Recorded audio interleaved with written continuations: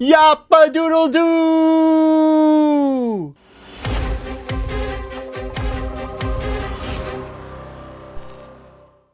As you may already know, I'm a writer of a graphic novel called Virgin Space.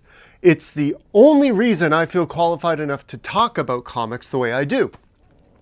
Well, that and I just love exploring the new worlds, the fresh ideas, or even the kaleidoscope of thoughts, maybe even already achieved.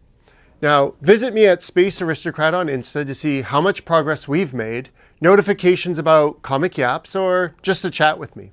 Speaking of yapping, I had a fellow comic creator reach out to me, and once we got to talking, they asked if I'd do a review of their comic. So, my fellow travelers, this is a first for me. If you're a comic creator and you like what I do, or are interested in getting my opinion, or just want to get your comic out there, let me know.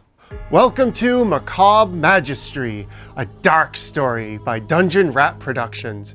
We get just a small taste of what's to come in this story with this cover. Dark colors, sullen faces, a woman, a small child against a castle background. I love the aesthetic of this art. It's like I'm viewing an oil painting with a deep gothic style. We get to meet the main character, Eleanor, as she is in the swamp near her home feeding a frog. Not much to garner from these panels other than her name and her care for nature. I do like the frog. There's a little bit of shadow over its face, its eyes wide and red. It seems so still, yet there's something also powerful about this figure. The plot progresses as Eleanor's mother has decided to sell her to the queen. She says it's because there's no food and she's doing it for Eleanor's sake, but Eleanor doesn't listen. She doesn't want to go.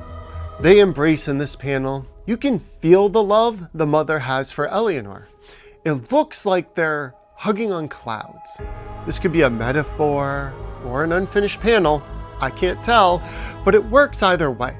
It's fun to see this different style of art. Look at how creepy this guy is. I think it's her father, but wow, does he look like a serial killer from a horror movie. Here we learn that the lands they lived on are cursed. What kind of cursed? I'm quite sure we'll find out though.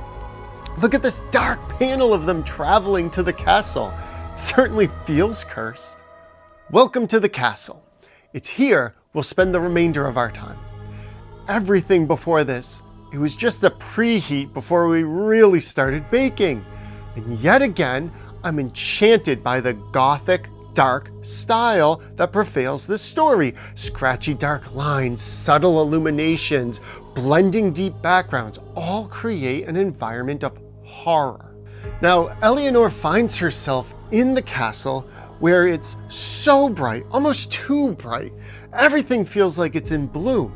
But this location introduction is immediately interrupted by an argument between a young woman and an old maid. They argue about something unspecific, and then the young woman orders her to be imprisoned in the dungeon. Clearly, this young woman holds considerable amount of power and influence within the castle. The young woman then tells a man named Alric to get the dogs ready. Dark. Geez, just what did this lady do to get torn apart by dogs? We get to meet Alric. He's not too keen on having his hunting dogs eat an old lady, but the young woman puts him in his place, reminding him that they are her hounds, and he's merely their dog sitter. The conversation gets darker after that when they mention dogs in the dungeon, and how they say, those aren't dogs. What are they? The whole event ends when the young woman summons the captain of the guard and something called Old Creaky. What are we about to witness?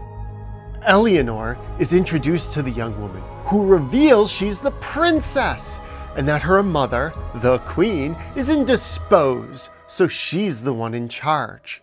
She's rather talkative to Eleanor, so it feels like she's a nice person, talking about feeding, bathing her, giving her a wonderful grand tour, all things a gracious host would do. All while talking about taking care of a little pest, who we know is the old woman.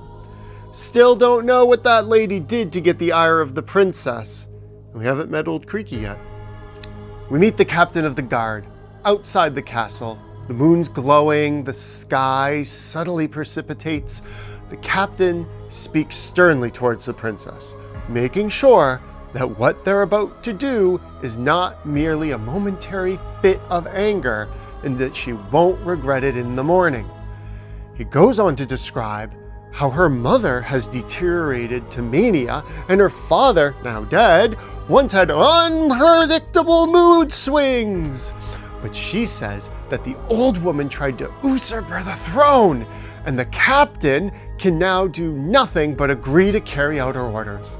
And we finally get a shot of the old maid, bound and gagged with the most terrifying look on her face. Then the reveal.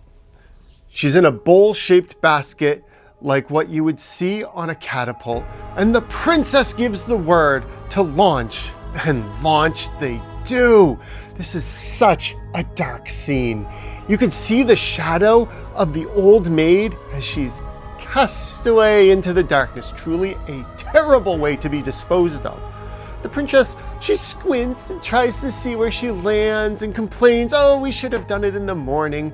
But in true psychotic fashion, she then immediately turns around and says, "You know what? No, it was a beautiful romantic thing because of the night and the moon." After a nice bath and a meal, the princess takes Eleanor to see the queen and prefaces it by asking if she's ever taken care of the elderly. All for the reveal.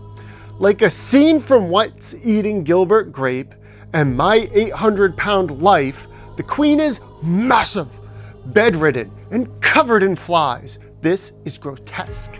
It's what happens when people can't control their gluttony. It's like a commercial for Ozempic waiting to happen. Two little boys are looking at us, one waiting patiently in front of the queen, and the other one almost hiding off to the side with a bucket. This panel is perfectly grotesque and leaves me with more questions, and yet also helps me understand a lot about what we've talked about up to this point.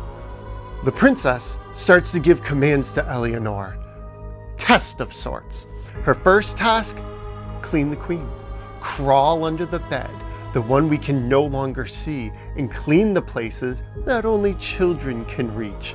Eleanor reaches the precipice of the queen, and the art here is perfect. The flies, the darkness, the bulge. Eleanor crawls under, and I can almost feel the pressure, the weight of the queen, creating the smallest of spaces under the bed. And once under, Eleanor finds a bucket, and the bucket is directly under a hole in the bed, and the bucket is swarming with flies. And then, not to leave anything to the imagination, we get this final panel. The princess talking about scrubbing, and Eleanor coming face to face with her current future. What she was purchased to do. Scrub-a-dub-dub. This is the end of the first book. That's where we're going to stop.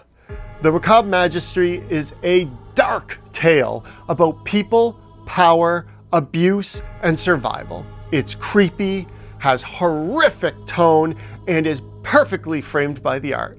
While reading this story, I never felt at ease. Respite never comes. Just a series of one horrific event after another. It feels good to be able to read something so visceral and raw that covers a dark topic less subtly than its mainstream counterparts. A refreshing voice. I give Macabre Majesty 4 out of 5 stinky queen buckets.